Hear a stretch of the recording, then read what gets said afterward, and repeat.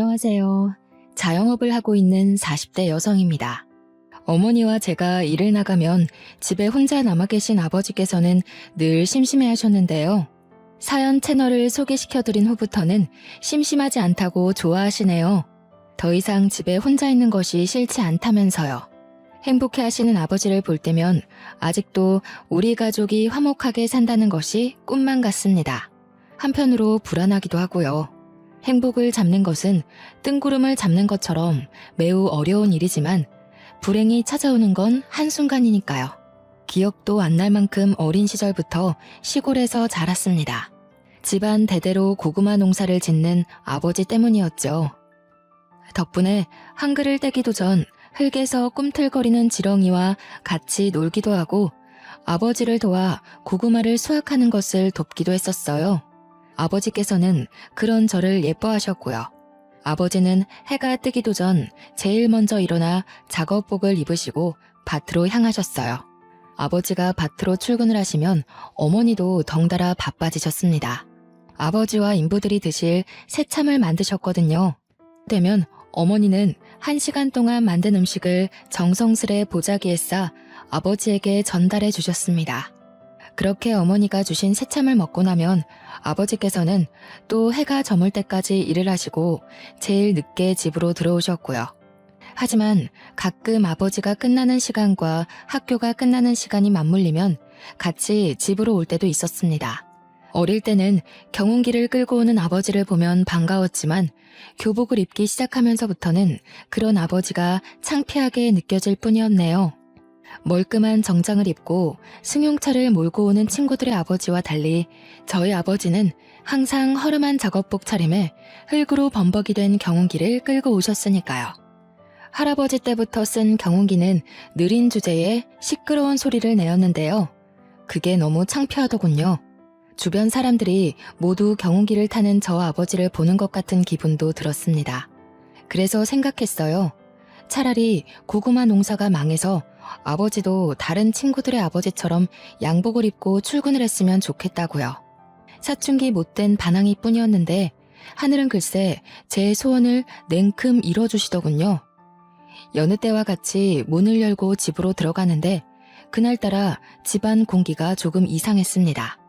아버지는 넋을 놓은 채 바닥에 앉아 계셨고 옆에 계신 어머니는 아예 절을 하듯 몸을 수그려 결혼을 잘못했다면서 가슴을 치고 계셨죠.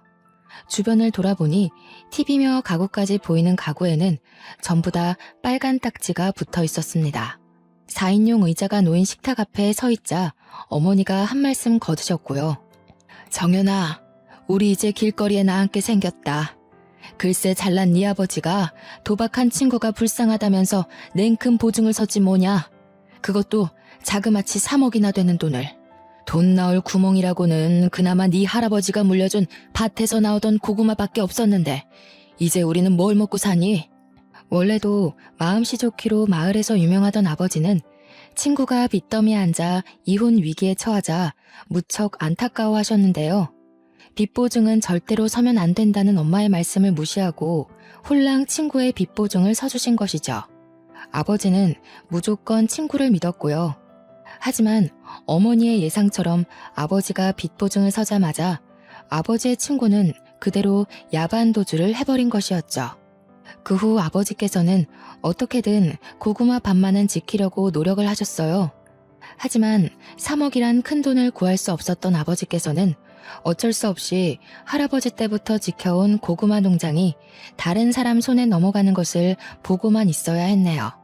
고구마 밭을 날린 후 시리에 빠진 아버지께서는 밥도 안 먹고 매일 술로만 연명하면서 사셨어요.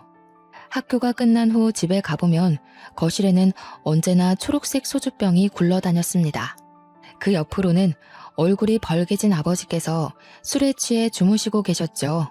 어머니는 술독에 빠진 아버지를 대신해 다른 농장의 인부로 일하며 생활비를 버셨어요.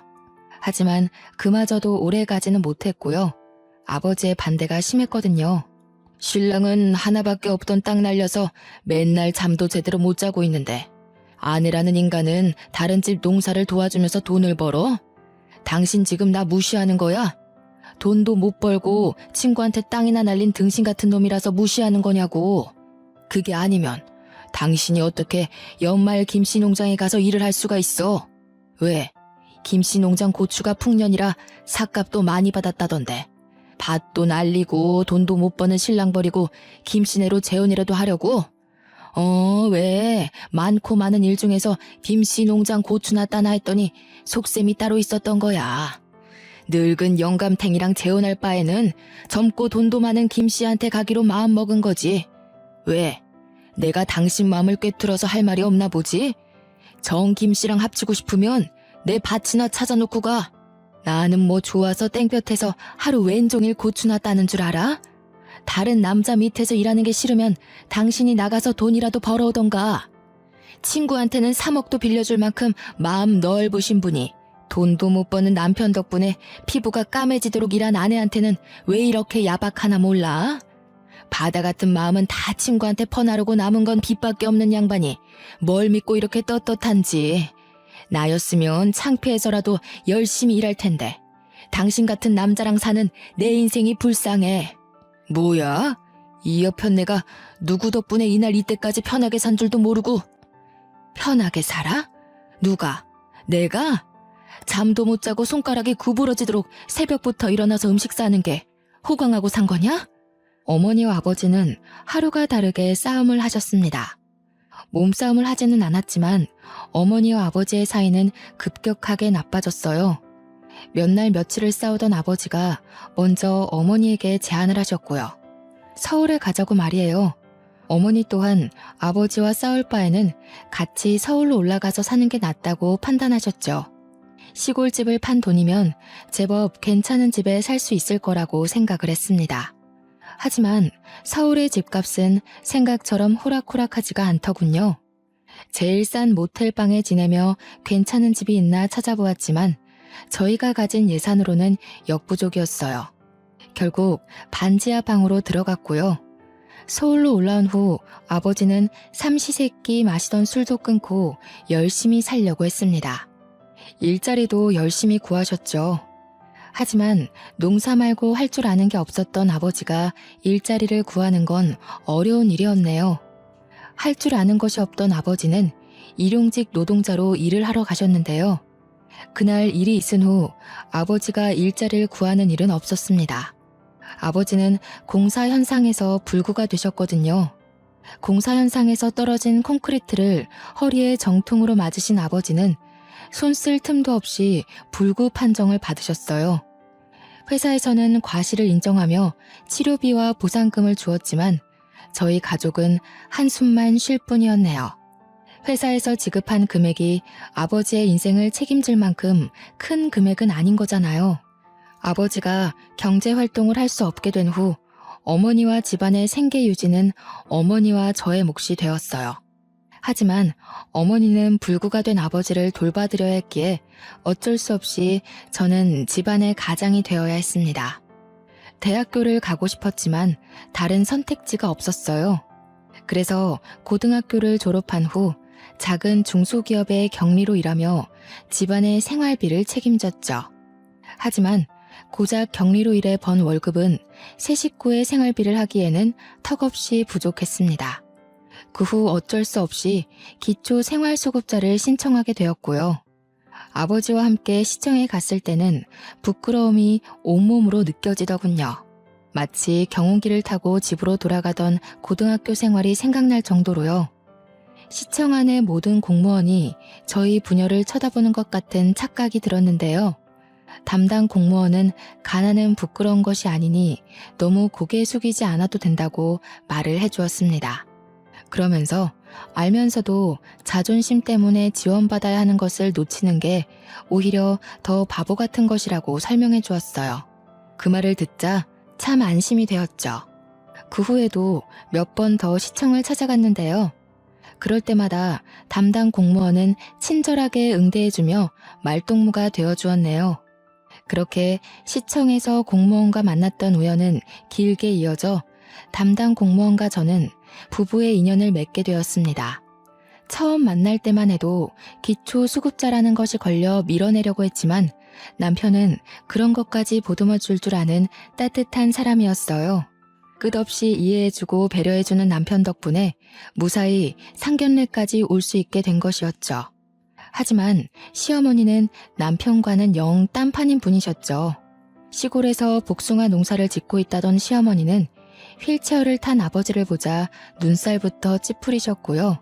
나도 우리 애를 부잣집 도련님처럼 키운 건 아니라 별 기대는 안 했지만 그래도 불구인 장인어른은 좀 심하지 않나요? 몸이 그래서 일 나가기는커녕 똥오줌도 제대로 못 가릴 것 같구만. 너는 하필 데려와도 저런 덜 떨어진 걸 데리고 와서는 시청에서 같이 일하는 공무원들만 추려도 이보다는 낫겠다. 제가 묻는 말이 기분 나쁠 수도 있지만 그래도 이해해 주셨으면 좋겠습니다.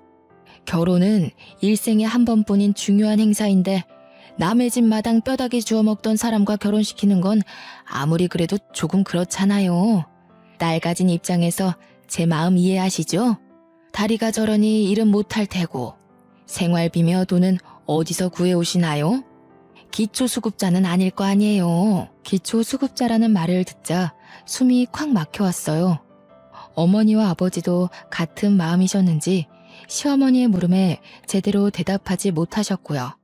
그러자 젓가락으로 삼계탕의 날개 부분을 휘젓던 시어머니께서는 저희 가족이 있는 방향으로 젓가락을 던지시더군요. 젓가락이 떨어지며 삼계탕 국물이 얼굴 위로 몇 방울 튀겼지만 그 자리에서 얼굴을 닦을 수도 없었습니다. 이미 화가 잔뜩 난 시어머니께서는 씩씩거리면서 자리에서 일어나셨으니까요. 시어머니는 당장 가방을 챙기더니 급기야 남편을 일으키려 하기까지 했죠. 나는 너 이런 집안에 장가 보낼 생각 없으니까 당장 일어나라. 아무리 결혼할 여자가 없다고 해도 그렇지 어디 데리고 올 여자가 없어서 불구의 기초수급자이기까지 한 집안 여자를 데려와. 그렇게 고르라고 해도 못 고르겠다. 어쩜 꾸질꾸질해도 이렇게 삼박자라 잘 맞아 떨어지는 집 애를 데리고 오다니. 차라리 머리를 깎여서 저를 보내고 말지. 어디 이런 근본도 없는 상놈의 집이랑 사돈을 맺자고 하는지. 그쪽도 그러시는 거 아니죠. 딸내미가 아무 생각 없이 멀쩡한 남의 집 아들이랑 결혼을 한다고 했으면 말려야 되는 거 아닙니까?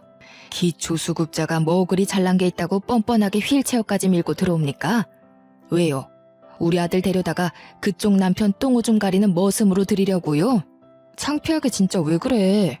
장인어른이랑 장모님 기초수급자이긴 해도 얼마나 열심히 살려고 노력하는 분들인데 장모님은 청소부 일하시면서 돈 버시고 아버님은 집에서 일거리 찾으신다고. 아이고 그래. 남의 변기 닦고 집에서 궁상 떤 돈으로 서울에 집 한 채 뚝딱 살 수 있겠다. 이 멍청한 자식아. 너 저 집에 장가 가면 그대로 노예되는 거야. 없는 집에서 돈도 못 받고 장인어른 똥수발이나 하고 네가 하는 게 염전 노예랑 다를 게 뭐냐? 그깟 사랑?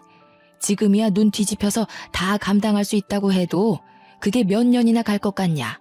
사랑 그거 잠깐이야.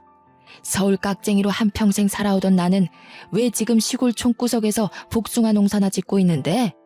너는 옆에서 엄마를 봤으면서도 아직도 정신을 못 차려?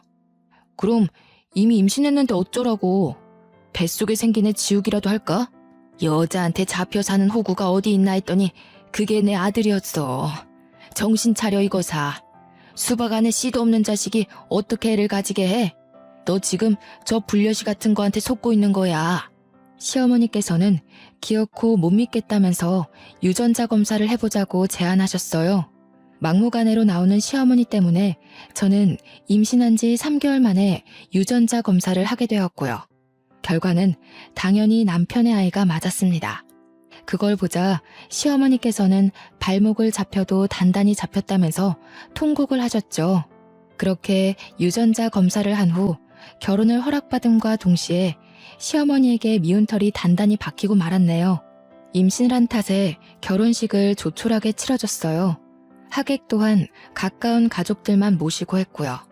부모님께서는 어디서 살지를 제일 많이 걱정하셨지만 남편이 공무원인 턱에 공무원 임대 아파트에 살 수 있었습니다. 시골에서는 주택에서 서울에 올라온 후로는 반지하를 전전하며 살았는데 아파트에 살다 보니 좋은 점이 많더군요. 깔끔한 집 구조와 아침이면 눈부신 햇살을 볼 수 있는 것 모두가 좋았지만 가장 좋았던 것은 깨끗한 화장실을 쓸 수 있다는 것이었어요. 반지하 집에서 살 적에는 여기저기 곰팡이 핀 화장실을 이용했었거든요. 그래서인지 깨끗한 화장실에서 씻을 수 있다는 것이 큰 축복으로 느껴졌죠. 하지만 한편으로 어머니 아버지에게 미안한 마음이 들기도 했어요.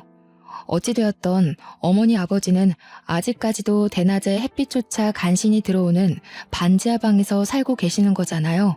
깨끗한 집으로 이사를 가게 해드리면 좋으련만 작은 회사에 격리로 일했던 것이 전부인데다가 현재는 임신을 해 경력까지 단절된 제가 부모님에게 해드릴 수 있는 것은 아무것도 없었어요. 그 사실에 가슴이 미어져 왔고요. 죄책감을 가지던 중 시어머니께서 서울로 올라오셨는데요. 시어머니께서는 문을 열어드리자마자 집안 곳곳을 돌아보시며 물티슈로 창틀이며 침대 밑 같은 곳을 닦아보셨어요. 그러고는 먼지가 묻어나올 때마다 째려보셨습니다. 사람 사는 집에 이렇게 먼지가 많이 나올 건 또 뭐냐? 너 지금까지 우리 아들한테 이런 먼지 나부랭이 먹이면서 살았던 거냐? 사람이 자기 부족한 걸 알면 노력이라도 해야지. 너는 어떻게 돼 내가 시집 올 때 빈몸으로 낼름 우리 아들한테 시집 와놓고서는 노력할 생각을 안 하냐? 이래서 집안 환경이 중요한 건데 자기가 돈 벌 생각도 안 하고 남의 피땀 흘려 세금이나 축내는 부모 밑에서 컸으니 어디 남의 등골 빼먹는 거 말고 또 뭘 배웠겠냐? 제가 요즘 입덧이 심해서 누워만 있었더니 죄송해요. 몸 나아지면 바로 집 깨끗해지도록 노력할게요. 어디 내 배에 있는 애만 금태라도 두르고 나왔던? 뭐가 그리 까다로워? 어디 내 엉덩이에 꿀이라도 발라놓은 거냐? 그러지 않고서는 어떻게 사람이 돼가지고 침대에만 꿈쩍을 않고 누워있을 수가 있어? 몸이 힘들다고 한들 밖에서 일하는 우리 아들보다 힘들까? 안 되겠다. 너 당분간 내 밑에 내려와서 일손 좀 거들면서 시골에서 지내라. 부모한테 나쁜 것만 배운 버릇을 단단히 고쳐놔야지. 막달이라 안 된다고 했지만 시어머니께서는 그렇게라도 결혼하게 해준 은혜를 갚으라고 하셨습니다. 계속 거부를 하자 시어머니께서는 남편에게 전화를 하셨고요. 일 시킨다는 이야기를 쏙 뺀 시어머니의 말에 남편은 시골에 내려가 쉬엄쉬엄 놀다 오라며 오히려 시골에 가는 것을 대찬성하는 눈치였어요. 믿었던 동아줄까지 끊겼기에 어쩔 수 없이 막달의 몸으로 시골에 끌려가게 되었죠. 시골에 내려가자 마음의 준비를 할 틈도 없이 지옥이 펼쳐지더군요. 아침부터 복숭아 농장에 할 일이 많다며 5시도 안 되는 시간에 깨웠거든요. 복숭아 가지치기부터 시작해 복숭아 포장까지 모든 것을 일주일 안에 끝내야 했기에 쉴 수 있는 날은 없었습니다. 오히려 잠이라도 5시간 이상 자는 것이 감지덕지할 지경이었죠. 이미 시골 근방에서 못돼 먹은 농사꾼으로 이름을 날린 시어머니께서는 유난히도 저를 괴롭히셨는데요. 오죽하면 같이 일하던 아주머니들께서 며느리와 시어머니의 관계가 아닌 8년 노예와 주인의 관계로 볼 지경이었어요. 아주머니들은 제 처지가 기구하다며 다 같이 혀를 차주었습니다. 그럴 때마다 시어머니는 인기척도 없이 나타나 한마디씩 톡톡 쏘아붙이셨죠. 기초수급자 집안 주제에 언감생심 맨 몸뚱이로 시집왔으면 밥값은 해야지. 여주댁이나 김포댁이 애 하는 꼴을 못 봐서 불쌍하다는 소리를 하는 거야. 가난하게 태어났으면 눈치껏 빠릿빠릿하게 행동하기라도 해야 되는데 하는 짓은 어디 잔뜩 여물이나 쥐어먹은 소마냥 퍼져가지고 그 꼴 보면 괜찮던 머리가 뇌까지 울린다니까. 에이, 그래도 너무했지. 며느리가 밥을 소마냥 쌀 한 포대씩 먹어치우는 것도 아니고 요즘 같은 시대에 시골 내려와서 시어머니 일손도 돕는 며느리가 세상 천지에 어디 있어? 뱃속에 떡 귀한 손녀까지 턱하니 가졌다며. 며느리 밉다고 너무 구박하지 말어. 며느리는 어디 가난하고 싶어서 그런감? 이왕 한 거 옆에서 잘해줘. 혹시 알아? 며느리가 벼락부자 돼서 시어머니 복숭아 농장이 아니라 강남의 백화점으로 출근 도장 찍어줄지. 아이고, 이런 맹추가 길거리에 이부자리나 안 펴면 다행이지. 돈 버는 것도 재주 좋고 교육 잘 받는 사람들이나 그런 거지. 요즘은 용도 집안 가려가면서 나온다고? 이런 별 볼 일 없는 집안에서 용이 나겠어? 지렁이 마냥 하는 것도 없이 꾸물대기라도 안 하면 몰라. 시어머니의 억지는 일하던 아주머니들의 혀를 내두를 정도로 막무가내였습니다.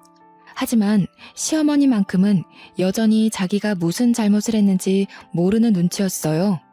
출산일이 한 달도 남지 않은 시점에서 무리하게 일을 하니 배가 뭉치는 걸로도 모자라 항상 아파왔죠. 그렇지만 시어머니께 말할 엄두는 나지 않았네요. 시어머니께서는 분명 꾀병이라며 일을 더 시킬 것이 분명했으니까요. 시어머니 말대로 기초 수급자 집안인데다가 혼수라고는 뱃속에 아이밖에 없으니 몸으로 때우는 수밖에 없었어요. 어떻게든 시어머니를 이해하려 노력했는데요. 시어머니께서 혼자도 아닌 둘이 지내고 있는 집에 새로운 남자친구를 끌고 들어온 후 그 마음은 불에 타버린 듯 흔적도 없이 사라지고 말았네요. 시어머니의 남자친구를 봤을 때의 충격은 말로 표현하지 못할 정도였어요. 아버지의 돈을 떼먹고 도망가 버린 아버지의 친구였거든요. 아저씨를 본 순간 갈비 양념을 묻히던 손으로 다짜고짜 멱살부터 잡았습니다. 왜 우리 아버지의 돈을 뜯어먹고 도망갔냐면서요. 그러자 당황한 아저씨는 시어머니만 쳐다볼 뿐이었어요. 뒤에 있던 시어머니는 당장 떨어지라며 머리채를 잡았죠. 어디 건방지게 시아버지 될 사람의 멱살을 함부로 잡냐면서요. 자초지종을 이야기하자 시어머니께서는 오히려 아저씨의 편을 드셨어요. 저희 가족이 남의 세금이나 파먹는 기초수급자가 된 건 다 저 아저씨 때문이라고요. 그런데도 어떻게 제 편을 들어주기는커녕 아저씨 편을 들 수가 있으세요? 아저씨만 아니었으면 저희 가족 서울로 올라올 일도 없었고 저희 아버지 허리 다쳐서 불구되실 일도 없었어요. 그게 왜 이 사람 탓이냐? 따지고 보면 네 부모가 멍청하게 털컥 보증부터 선 잘못이지. 사기도 멍청한 놈들이나 당하는 거야. 지혜비가 배운 것 없이 멍청한 짓 한 걸 엉뚱한 사람한테 씌우고 있구나. 시어머니께서는 저희 부모님이 멍청해서 당한 거라며 오히려 아저씨 편을 드시더군요. 아저씨 또한 시어머니의 태도에 힘을 얻어서인지 궁금하지도 않은 변명을 터진 입으로 줄줄이 말했고요. 사람이 너무 어이가 없으면 실수부터 터진다고 했던가요? 시어머니 아저씨의 뻔뻔한 태도를 보자 헛웃음이 터져 나왔습니다. 그 모습을 지켜보던 시어머니께서는 드디어 실성을 했다면서 혀를 차셨고요. 시어머니와 아저씨를 노려보고 있는데 갑자기 살살 아랫배가 아파왔어요. 꾀병을 부린다는 시어머니의 말을 들으니 때에 맞춰 양수가 터졌죠. 어쩔 수 없이 집안을 망하게 한 원수를 눈앞에 둔 채 병원에 실려가게 되었네요. 자궁문이 열리지 않은 탓에 제왕절개로 아이를 낳을 수밖에 없었습니다. 남편은 딸을 낳았다는 말에 서울에서부터 한 걸음에 달려왔죠. 남편은 눈도 제대로 뜨지 못한 딸을 안으며 너무 예쁘다며 시어머니에게 넘겨주려 했지만 시어머니는 정색하며 아들을 밀어냈어요. 고추도 안 달고 나온 거 뭐가 예쁘다고 안아보냐? 애는 자연분만 해야 머리도 똑똑하고 잘 산다고 하던데 하필 첫애를 제왕절개로 낳을 건 뭔지.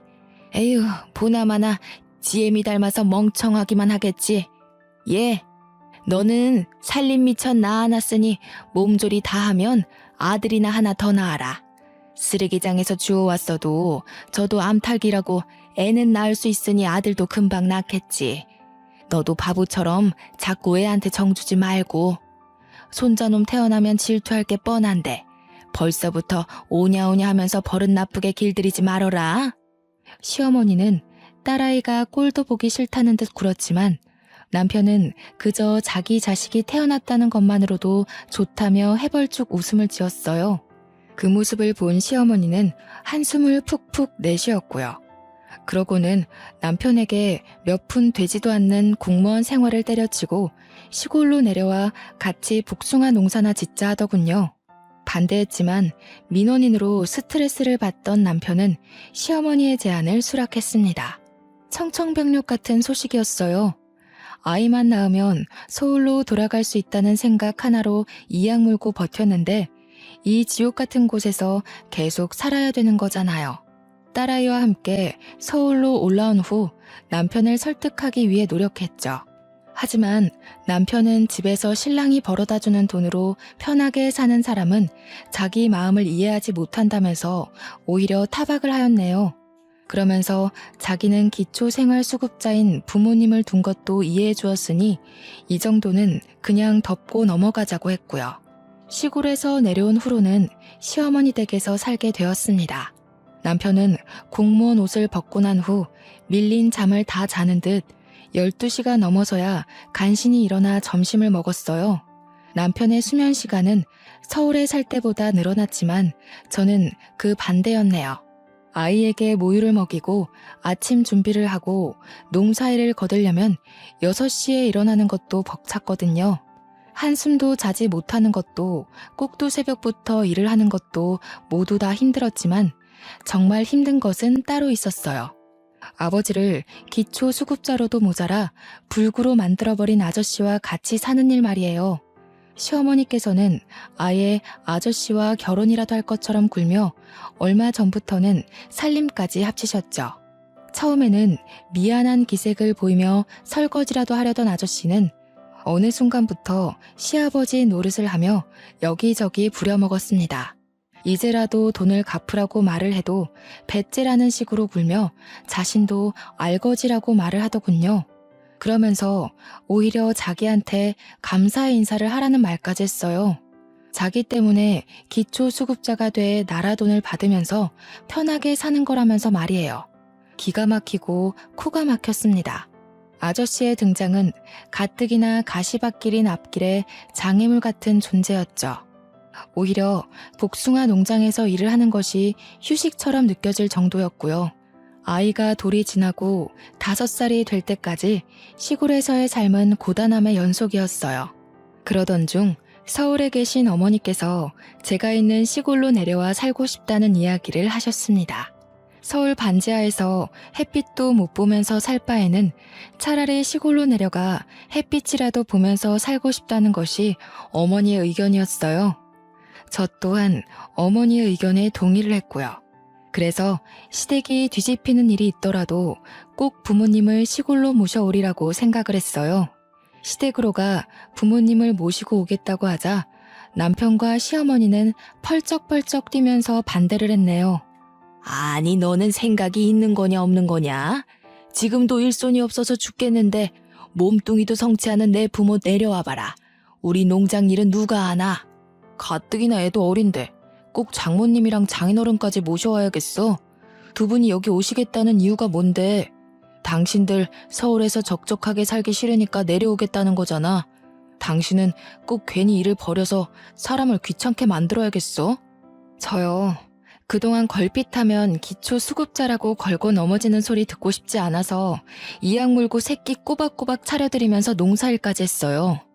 이 정도 노력했으면 그동안 부족한 며느리로서 할 만큼 한 거 아닌가요? 그래서 앞으로는 착한 며느리 안 하고 착한 딸 하려고요. 기초수급자 집이라고 눈치 보면서 부모님한테 제대로 못 해드렸는데 저희 부모님이 얼만큼 더 살 줄 알고요. 제덕씨야, 한 집에서 어머님이랑 같이 사니까 어머니가 내일 돌아가시던 지금 당장 돌아가시던 여한이 없겠지만 저는 아니거든요.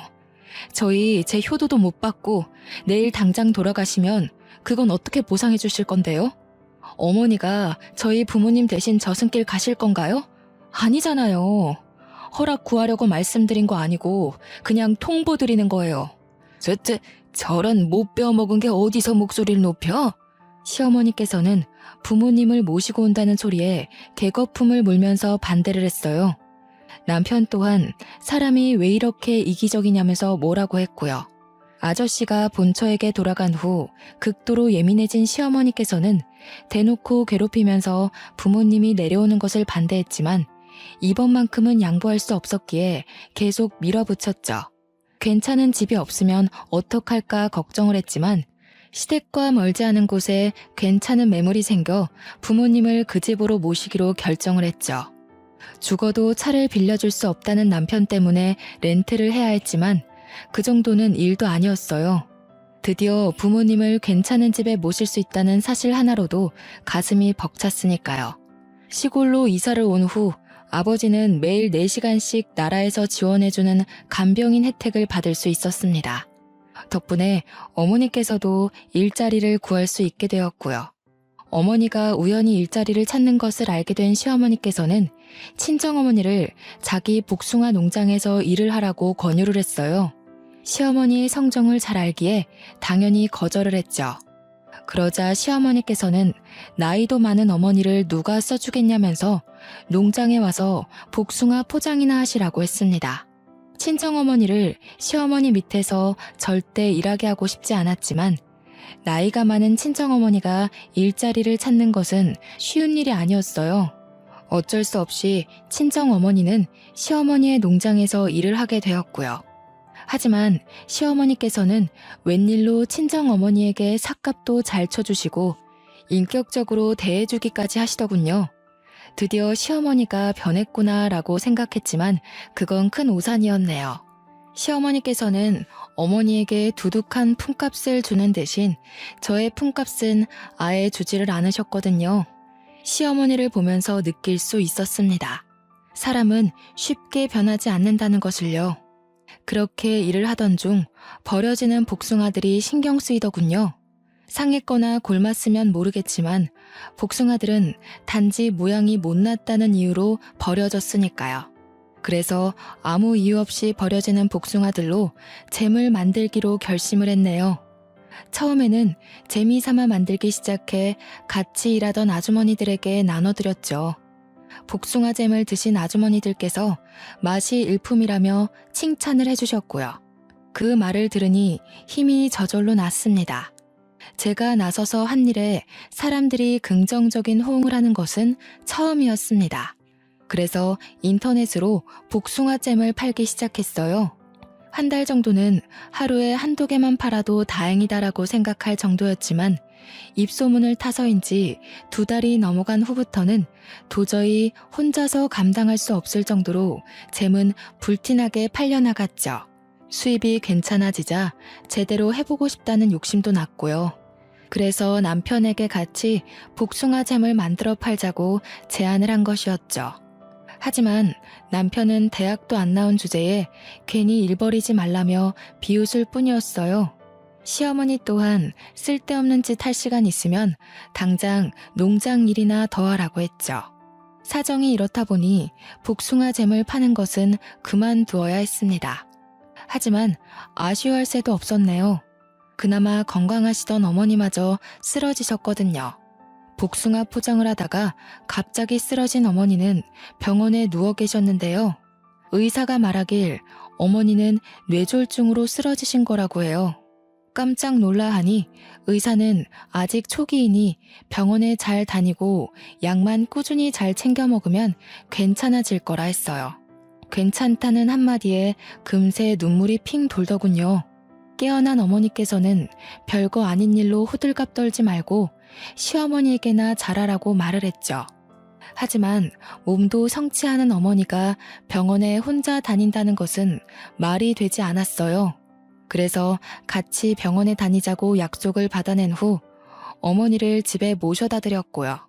12시 넘어 들어가자 현관문 앞에서는 도끼 눈을 한 시어머니와 남편이 서 있었습니다.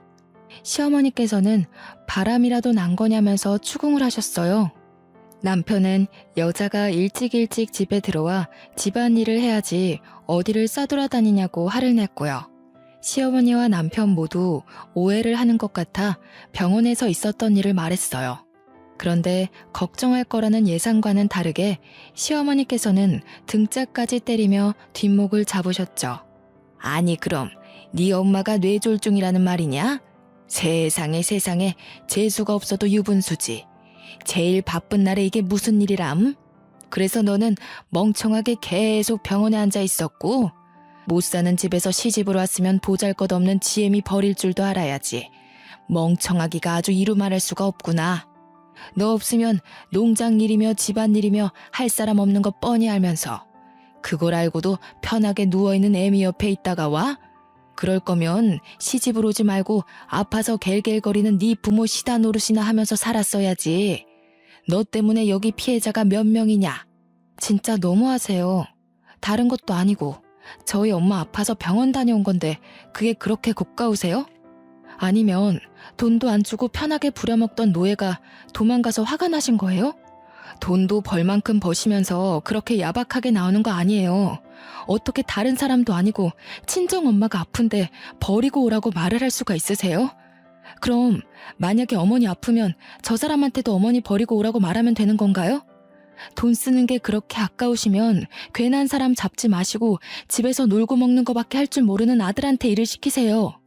시어머니는 기가 차다는 듯이 헛웃음을 지을 뿐이었어요. 옆에 있던 남편은 냅다 뺨을 갈겼고요. 얼굴이 돌아가고 이내 화끈거리는 통증이 왼뺨에 퍼지기 시작했는데요. 그 순간 아무 생각도 나지 않고 황당할 뿐이었어요. 기초 수급자인 게 뺨을 맞을 정도로 큰 죄인가 생각이 들었고요. 당신 이렇게 되바라지고 지멋대로인 여자인 줄 알았으면 애초에 결혼도 안 했어. 없이 살아서 조금만 구슬려서 옆에 끼고 있으면 편하게 살 줄 알았는데 어디 할 말이 없어서 하늘 같은 남편한테 돈을 벌어오라고 해. 잘못했다고 싹싹 빌어도 모자랄 판에.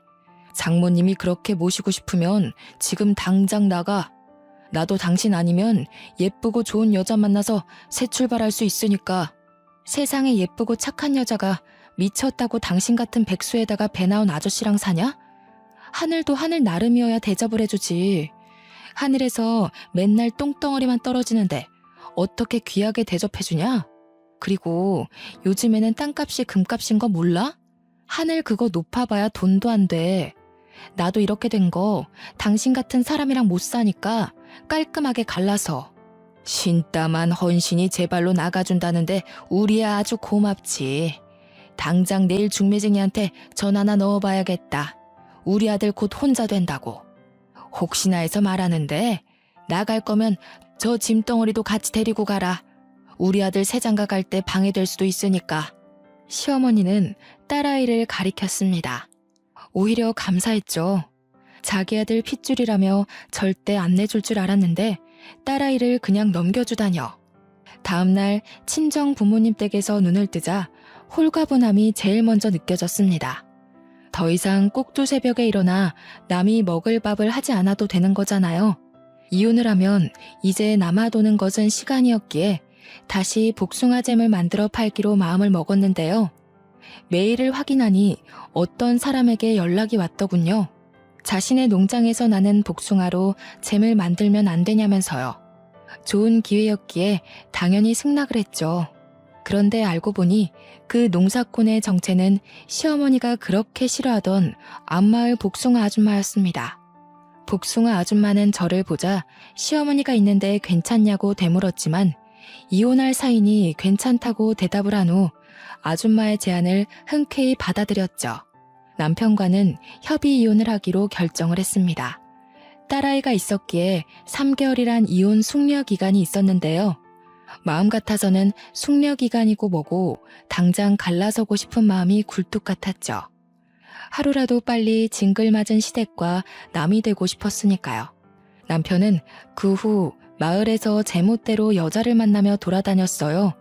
꼭 보여주기라도 하듯이 여자를 데리고 올 때면 친정 부모님 집 앞으로 지나갔고요. 정말 유치하기 짝이 없었습니다. 홀로 서기를 시작한 후 경제적인 것이 가장 걱정이 되었지만 오히려 시댁에 있을 때보다 지갑이 무거워졌어요. 앞마을 아줌마의 복숭아는 크기도 큰데다가 당도도 높아 잼을 만들었을 때 사람들의 만족도가 높았거든요. 맛있게 만들어진 잼은 급격히 상승하는 수입으로 연관이 되었고요. 그러던 중 다둥이 아이를 키우고 있는 유명 연예인이 복숭아잼을 극찬해준 덕분에 한 달도 안 되는 사이 판매량은 껑충 뛰어버렸죠. 한평생 만져보지 못한 돈이 한순간에 꽂히자 무서웠지만 또 그만큼 뿌듯했네요. 내 힘으로 돈을 번다는 건 이런 느낌이구나 생각이 들었죠. 통장에 돈이 모이자 다시 한번 서울로 이사를 가야겠다고 생각했습니다. 사업을 위해서도 딸아이와 부모님을 위해서도 그게 좋은 것 같았어요. 부모님에게 상황을 말하자 흔쾌히 허락을 해주셨죠. 그렇게 저희 가족은 서울의 신축 빌라로 이사를 오게 되었네요. 서울에 간 후부터는 좋은 일만 일어났어요. 꾸준히 병원을 다닌 어머니의 건강은 금세 괜찮아지셨고 복숭아잼 또한 찾는 사람이 더욱더 늘어났거든요. 덕분에 예전에는 쳐다도 못 보던 외제차를 살 능력까지 되었죠. 그렇게 남편과 남이 될 날이 다가왔어요. 저는 우리 가족을 얕잡아 보던 시어머니와 남편의 코를 도려내기 위해 백화점을 돌며 무리의 쇼핑을 했고요. 한껏 치장한 채 법원에 나가자 시어머니와 남편의 입은 떡 벌어졌어요. 금세라도 벌어진 입에 발끝에 닿을 정도였죠. 드디어 세상이 미쳐 돌아가는구나. 기초수급자 주제에 부끄러운 줄도 모르고 남의 세금으로 저렇게 돈지랄이나 하고 말이야. 저런 것도 인간이라고 그동안 내가 세금을 내다니. 신고를 하던 배 아파 응급실에 하던 알아서 하세요. 어차피 이제는 남남이잖아요. 그리고 이제야 드리는 말씀인데 어머니 돈도 있으시면서 옷 입는 스타일이 너무 촌스러우세요. 오죽하면 처음 보는 사람도 농사하는 사람이냐고 말했겠어요. 어머니가 시골 촌뜨기 출신인 건 알지만 여기는 서울인데 그래도 최소한 격식 있는 복장을 입으셔야죠. 지금 입은 꼴은 당장 밭으로 달려나가 소 곱비나 잡게 생기셨잖아요. 뭐야? 너랑 아예 안 보고 살겠다고 막말을 하는구나. 네가 이러고도 가만히 있을 것 같아? 너 같은 년 신고해서 거리에 나앉게 하고 말 거야. 네, 어머니 마음대로 하세요. 알아서 잘 살 테니까. 시어머니는 삿대질을 하면서 머리를 잡아뜯을 기세로 달려들었어요. 남편은 그런 시어머니를 말리며 말을 가려 하라며 호통을 쳤고요. 상대할 가치도 없어 무시하는데 타이밍 좋게 어머니가 외제차를 끌고 등장하셨습니다. 부잣집 사모님같이 꾸민 어머니의 모습을 본 시어머니는 너무 놀라 뒤로 자빠지셨고요. 거지 주제에 무슨 돈이 있어서 저런 비싼 차를 산 거야? 너 이제 하다하다 도둑질까지 하는 거냐? 아범아, 당장 경찰서에 전화부터 넣어라. 남이 낸 세금으로 호강하던 기초수급자들이 이제 도둑질까지 한다고. 저런 것들은 깜빵에 쳐넣어야 되는 거야. 그래, 분수에 맞지도 않는 비싼 옷 입을 때부터 알아봤어야 하는 건데 내가 이럴 줄 알았지. 남의 돈에 손 뻗을 생각까지 하고 돈독에 아주 발끝까지 뻗쳤구나. 거지가 돈 욕심내면 어떻게 되는지 톡톡히 알려줘야지. 우리 딸이 돈 벌어서 산 건데 무슨 문제 있소? 그러게, 사돈도 우리 딸내미가 같이 잼 만들자고 했을 때 동참을 하셨어야죠. 괜한 사람 누명 씌워서 가뜩이나 일 많은 경찰들 피곤하게 하지 말고 그냥 가던 길 마저 가세요.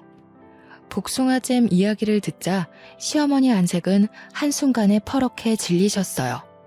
충격이 어찌나 크셨는지 112가 찍힌 핸드폰까지 바닥에 떨구셨고요. 그러더니 시어머니께서는 이렇게 외치셨습니다. 이 이혼은 무효야. 그동안 내가 너를 얼마나 많이 도와줬는데 뼈 빠지게 고생한 시애미를 모른 척해? 뼈가 삭으셨으면 가서 사골국이나 푹 삶아 드세요. 괜히 헛소리나 찍찍하지 마시고. 이제 치매까지 오신 거 아니에요? 고생은 제가 다 했는데 왜 생색은 어머니가 내세요? 그 닭부리 같은 입으로 쪼던 것도 도와준 거라고 생각하시는 거예요? 마음 같아서는 가사노동한 것까지 물어서 위자료 청구하고 싶지만 그래도 같이 산정을 생각해서 참는 거예요. 고마운 줄이나 아세요. 옷을 탁탁 털고 어머니가 몰고 온 외제차에 올라타자 온몸으로 통쾌함이 느껴졌습니다. 드디어 기초수급자라고 무시하던 시어머니와 남편에게 제대로 복수를 해준 것이잖아요. 그 후 남편은 몇 번이나 전화해 재결합을 하자고 요구를 했어요. 딸아이를 생각해 부부의 인연을 이어가자면서요. 알고 보니 남편은 사업을 한다고 설치며 시어머니 농장의 절반을 홀랑 팔았던 것이었죠. 하지만 끈기도 없고 게으른 남편이 사업을 해 잘 된다는 건 말이 안 되는 일이었죠. 시어머니 또한 남편과 합세하여 은혜도 모른다며 욕설을 퍼부었는데요. 그냥 두 모자를 차단했네요. 현재 저는 개인 사무실과 작은 공장을 가질 정도로 잘 나가고 있답니다. 깨끗한 집으로 퇴근 후 가족들과 즐거운 시간을 보내고 있고요. 혼자서 돈을 벌어보니 알겠더군요. 세상에 돈이 전부는 아니지만 나를 지키고 더 나아가 소중한 사람을 지키기 위해서는 꼭 돈이 필요하다는 걸요. 현재 시댁에 대한 스트레스를 받는 분들이 계시다면 꼭 자기 힘을 돈부터 벌어보셨으면 좋겠습니다. 경제적 독립을 해야 내 목소리를 낼 수 있는 힘이 생기는 법이거든요. 아무튼 저의 긴 사연 들어주신 여러분 감사합니다.